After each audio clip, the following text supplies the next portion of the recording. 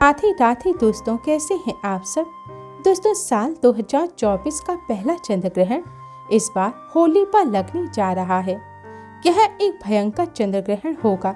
इस चंद्र ग्रहण का प्रभाव पूरी दुनिया में देखने को मिलेगा। यह चंद्र ग्रहण पूरे 4 घंटे तक लगेगा। हिंदू पंचांग के अनुसार यह चंद्र ग्रहण फाल्गुन मास की शुक्ल पक्ष की पूर्णिमा तिथि पर यानी कि 25 मार्च दिन सोमवार को लगेगा और इसी दिन रंग वाली होली खेली जाएगी। हिंदू धर्म में चंद्र ग्रहण और उसके सूतक का विशेष धार्मिक महत्व होता है।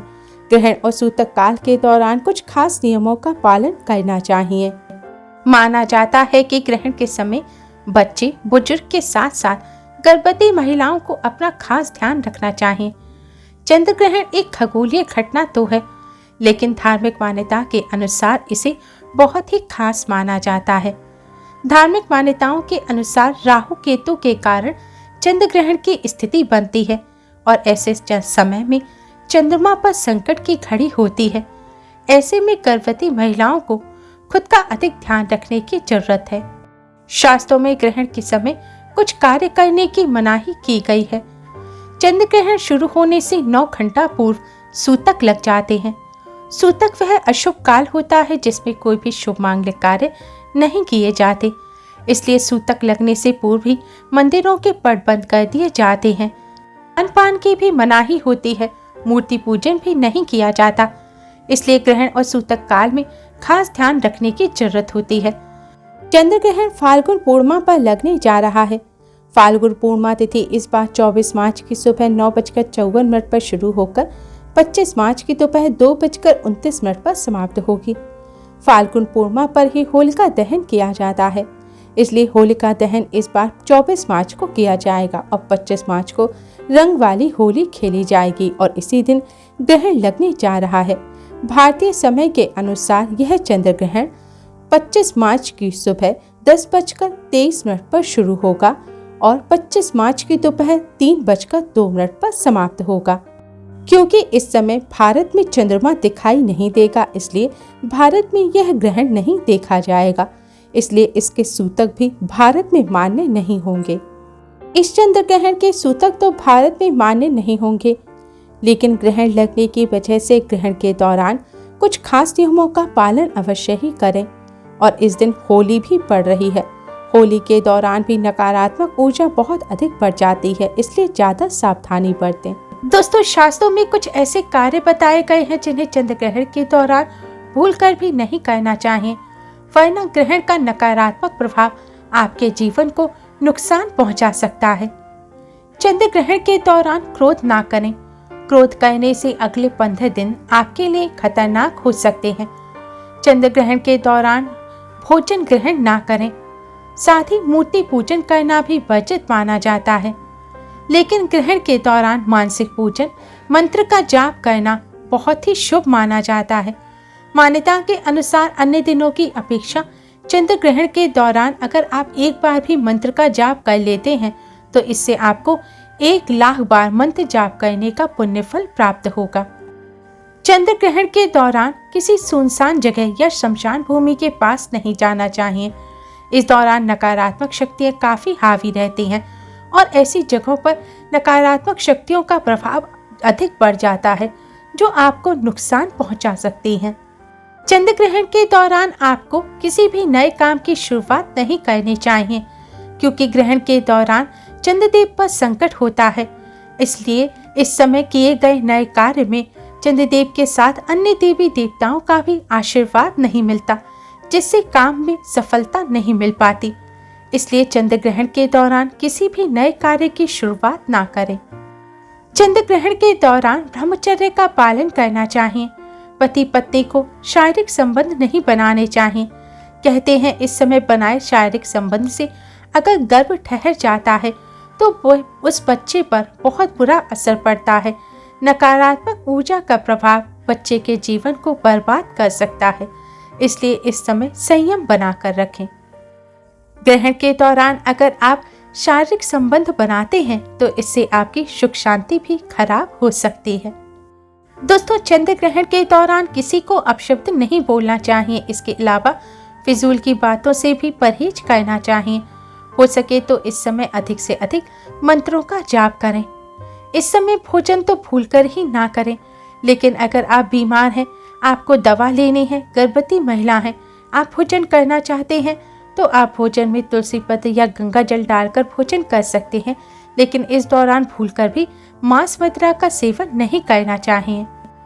ग्रहण शुरू होने से पहले ही मांस मदिरा को छोड़कर अन्य खाने की वस्तुओं में जल, दूध आदि में तुलसी पत्र डाल देना चाहिए। ऐसा करने से वह दूषित नहीं होता और ग्रहण के बाद भी उसे खाया जा सकता है। दोस्तों, शास्त्रों के अनुसार गर्भवती महिलाओं को चंद्र ग्रहण के समय घर पर ही रहना चाहिए। इसलिए चंद्र ग्रहण के समय बाहर ना जाएं, क्योंकि चंद्र ग्रहण का दुष्प्रभाव मां के साथ साथ बच्चों पर भी पड़ता है। इस समय गर्भवती महिलाओं को खास तौर पर चंद्रमा के दर्शन नहीं करने चाहिए। गर्भवती महिलाओं को भी भोजन से परहेज करना चाहिए। अगर आपको भोजन करने की जरूरत ही हो तो आप फल धोकर खा सकती हैं। गर्भवती महिलाएं ग्रहण के समय नुकीली चीजें, सुई, कैंची, चाकू आदि का इस्तेमाल ना करें, क्योंकि इससे होने वाले बच्चे के शारीरिक अंगों पर बुरा असर पड़ सकता है। शास्त्रों के अनुसार इस समय गर्भवती महिलाओं को किसी भी धारदार वस्तु का भूलकर भी इस्तेमाल नहीं करना चाहिए। ग्रहण के दौरान सौंदर्य प्रसाधन का इस्तेमाल भी नहीं करना चाहिए। खाना नहीं बनाना चाहिए। आइए दोस्तों, अब जानते हैं कि ग्रहण के दुष्प्रभाव से बचने के लिए क्या करें और ग्रहण समाप्त होने के बाद क्या करना चाहिए। ग्रहण के दुष्प्रभाव से बचने के लिए ग्रहण के समय अधिक से अधिक मंत्रों का जाप करना चाहिए। चंद्र ग्रहण के समय चंद्रदेव से संबंधित मंत्र जैसे कि ओम सोमाय नमः का जाप करना चाहिए। चंद्र ग्रहण के दौरान भगवान शिव का पूजन करना भी बहुत शुभ होता है। गर्भवती महिलाओं को हनुमान चालीसा का पाठ करना चाहिए। बीमार वृद्ध लोगों को महामृत्युंजय मंत्र का जाप करना चाहिए। आप अपने इष्ट के मंत्रों का भी जाप कर सकते हैं, क्योंकि चंद्र ग्रहण के दौरान आप जितना पूजन करेंगे उसका 1 लाख गुना पुण्य आपको प्राप्त होगा। चंद्र ग्रहण समाप्त होने के बाद शुद्ध जल से स्नान अवश्य ही करें और चंद्रदेव को अर्घ्य अवश्य दें। ऐसा करने से चंद्र ग्रहण का दुष्प्रभाव तुरंत ही दूर हो जाता है। ग्रहण के बाद पूरे घर को शुद्ध करना चाहिए। जल में गंगा जल मिलाकर उसका पूरे घर में छिड़काव करें। ऐसा करने से घर की सभी नकारात्मक शक्तियां दूर हो जाएंगी। ग्रहण के अगले दिन पक्षियों को अन्न दें, गाय को रोटी खिलाएं और जरूरतमंदों को वस्त्र, अन्न इत्यादि का दान करें। ऐसा करने से अनेक गुना अधिक पुण्य फल प्राप्त तो होगा ही, साथ ही ग्रहण का दुष्प्रभाव भी दूर होगा और ग्रह दोष भी शांत हो जाएंगे। चंद्र ग्रहण समाप्त होने के बाद चंद्रदेव से संबंधित चीजें जैसे कि चावल, चीनी, सफेद कपड़ा, चांदी, सफेद रंग की मिठाई आदि का दान करना भी बहुत शुभ माना जाता है। दोस्तों, ज्योतिष शास्त्र में चंद्र ग्रहण के दिन कुछ ऐसे उपाय भी बताए गए हैं जिन्हें करने से व्यक्ति को नौकरी और करियर में तरक्की मिलती है और धन लाभ भी होता है। दोस्तों, अगर आप अपने कारोबार में तरक्की पाना चाहते हैं तो चंद्र ग्रहण के दिन अपने व्यावसायिक स्थान पर विधि विधान के साथ गोमती चक्र स्थापित करें। व्यावसायिक स्थान में जो मंदिर है वहां गोमती चक्र रख अक्षत पुष्प अर्पित कर धूप दीप जलाएं और फिर माँ लक्ष्मी के बीज मंत्र श्रीम की 16 माला का जाप करें। मंत्र है श्रीम। बस आपको इतने से एक छोटे 1 अक्षर मंत्र का जाप करना है, लेकिन इसकी आपको 16 माला का जाप करना है। अगर कमलगट्टे की माला हो तब आप उस पर जाप करें। साथ ही रोजाना गोमती चक्र का पूजन करें। शास्त्रों में गोमती चक्र को भगवान श्री हरि विष्णु और माँ लक्ष्मी का स्वरूप माना गया है। इसलिए गोमती चक्र का पूजन करने से और मंदिर में स्थापित करने से भगवान लक्ष्मी नारायण का आशीर्वाद मिलता है और कारोबार में तरक्की होती है। आप अपने घर पर भी गोमती चक्र स्थापित कर सकते हैं। अगर स्थापित कर रोज पूजन ना कर सके तो आज के दिन आप मंदिर में एक पीले रंग का कपड़ा बिछाकर उसके ऊपर गोमती चक्र रखें। उससे पहले उसे कच्चे दूध से शुद्ध कर लें और फिर पीला चंदन और तिलक लगाकर आज के दिन मंदिर में रखा रहने दें। फिर अगले दिन पीले कपड़े में लपेटकर इसे तिजोरी में रख दें। ऐसा करने से भी धन में बरकत होती है। दोस्तों, आप लाख प्रयास कर करके थक गए हैं लेकिन तरक्की नहीं मिल पा रही है। अगर आप हर क्षेत्र में सफलता पाना चाहते हैं तो चंद्र ग्रहण के दिन एक ताला खरीदें। उस ताले को चंद्र ग्रहण वाली रात आसमान के नीचे रखें और फिर अगले दिन ये ताला किसी मंदिर में जाकर रख दें। इससे अगर आपके जीवन में कोई बाधा आ रही होगी तो वह दूर हो जाएगी। आपकी किस्मत के ताले खुल जाएंगे, दुर्भाग्य सौभाग्य में बदल जाएगा और आपको हर क्षेत्र में सफलता मिलेगी।